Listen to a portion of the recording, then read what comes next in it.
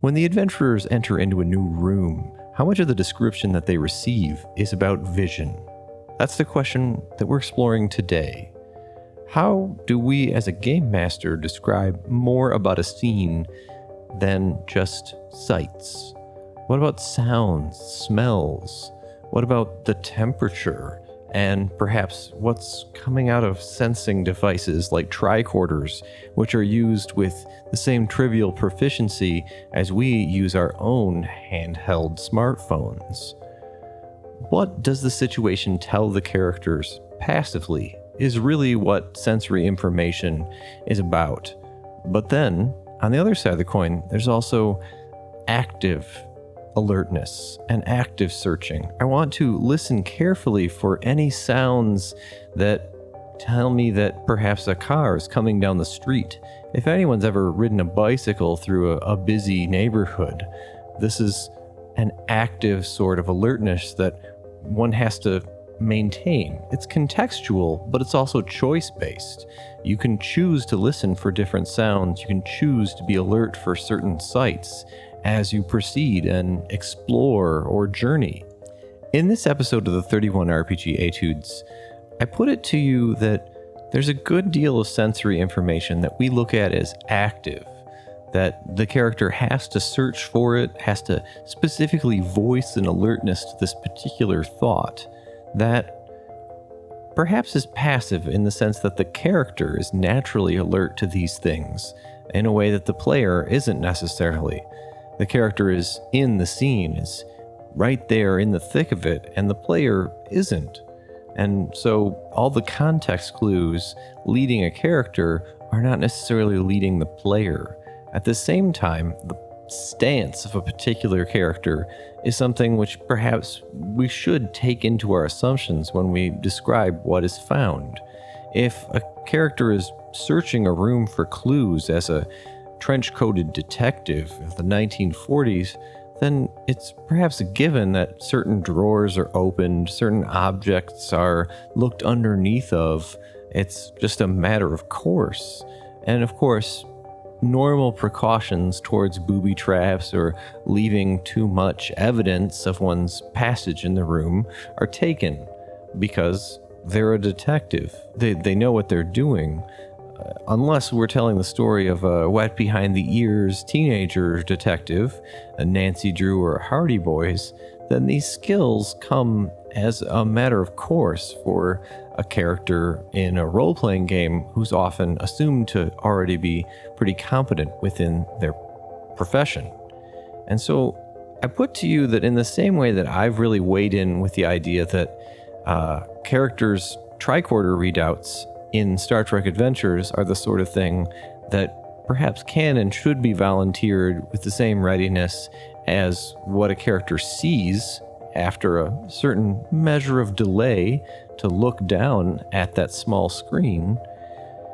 Well, I think perhaps even clue finding, the easy clues, the getting the read of a room or seeing how a room was left in its last state, what sort of function a room has when it's normally inhabited, are the sorts of things that a character can gather.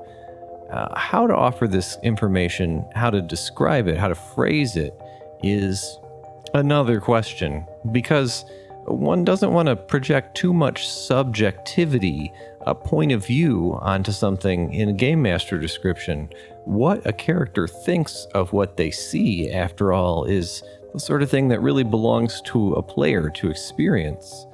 Yet at the same time, if a science officer is wearing a blue shirt, then they're definitely looking at their tricorder. Likewise, a veteran samurai would always be alert for the first signs of betrayal and alert to the posture of their lord should they need to take up their sword in his service.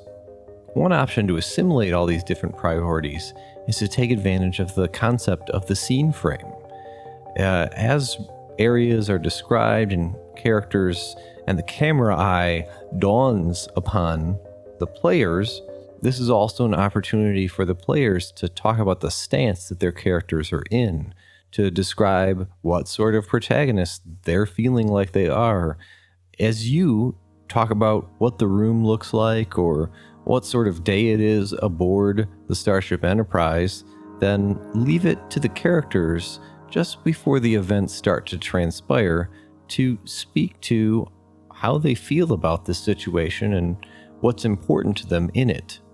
And from there, perhaps there's a give and take where you can offer a little bit more of these alternate sensory perceptions, or give them a heads up as sudden moves might be made later on in the scene that relate to whatever sense they are concentrating upon and alert for. Regardless of which method you choose for offering this extra information, I think that the information is an important part of assumed competence when it comes to adventurers. The things that characters don't have to roll for, that they're able to do because they are heroic characters, well, what they notice is a huge part of that. And I invite you to focus a little bit of your energy of self-improvement in your upcoming sessions of RPGs on this idea of sensory information flow and assumed competence within it.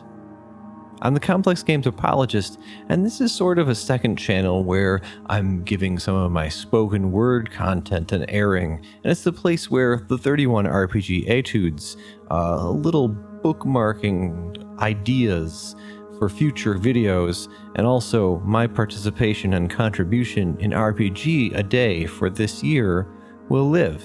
If you like this sort of podcasty RPG content, then I invite you to slap a like on this, subscribe for the rest of the 31 RPG Etudes, and have a look at what everyone else is doing for RPG a day this year.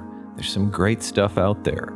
And if you like the sound of my voice and would like to see RPG content with a little bit more intellectual rigor behind it, then have a look at my main channel,